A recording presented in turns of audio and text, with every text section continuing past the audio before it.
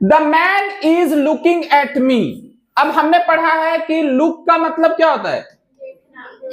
नहीं नहीं, लुक का मतलब मैं पूछा हूं, लुक का मतलब क्या होता है? लुक का मतलब होता है दिखाई देना, और ये कैसा वर्ब होता है? Non action. लेकिन अगर लुक के साथ हम एट लिख दें, इसका मतलब क्या हो जाता है?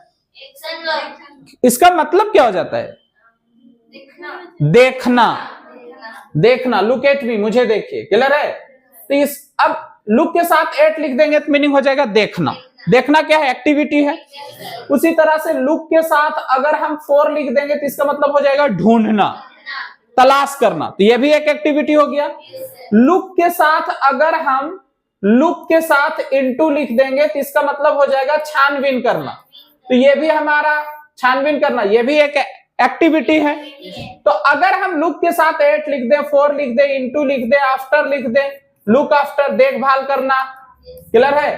तो ये सारे हमारे क्या हो जाएंगे? Action verb. यहां तक क्लियर है ना? अब यहां पे देखिए, लुक के साथ हमने यहां पे क्या लिख रखा? एट। इसका मतलब क्या हो गया? देखना। अब देखना एक एक्टिविटी है, अगर देखना एक्टिविटी है तो ये सही हो गया। लेकिन यहां पे देखिए, the matter is looking complicated. अब मैटर तो देखेगा नहीं, मैटर कोई भी मैटर है वो दिखेगा, यस या नो? ये नॉन एक्शन वर्ब है। नॉन एक्शन वर्ब का कॉन्टिन्यूअस टेंस नहीं बनता है, तो फिर इसे सही करना होगा। क्या करे सही हो जाएगा? लुक्स। यहां तक क्लियर? आ गया ये। What he is thinking about, what are you thinking of this man? अब देखिए, अगर think लिखा हो या think के साथ of लिखा हो तो ये कैसा वर्ब? Non action verb.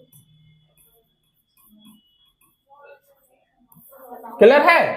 लेकिन अगर हम think के साथ अबाउट लिख दे तो ये कैसा वर्ब?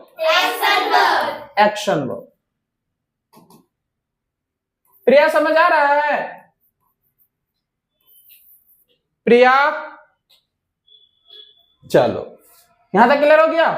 तो अब देखिए, यहां पे थिंक के साथ अबाउट लिख दिया, ये एक्शन वर्ब है, इनका कॉन्टिन्यूअस बनेगा, ये हमारा सही हो गया। लेकिन यहां पे देखिए, थिंक के साथ हमें क्या लिख रखा? ऑफ, तो ये हमारा नॉन एक्शन वर्ब हो गया, इसका कॉन्टिन्यूअस टेंस नहीं बनेगा। अब इसे सही करना है, कौन से टेंस में लिख करके? इंडेफिनिट टेंस लिखेंगे तो हेल्पिंग वर्ब क्या आएगा? डू। और डू के साथ वर्ब का कौन सा फॉर्म लिखते हैं? First form, base form.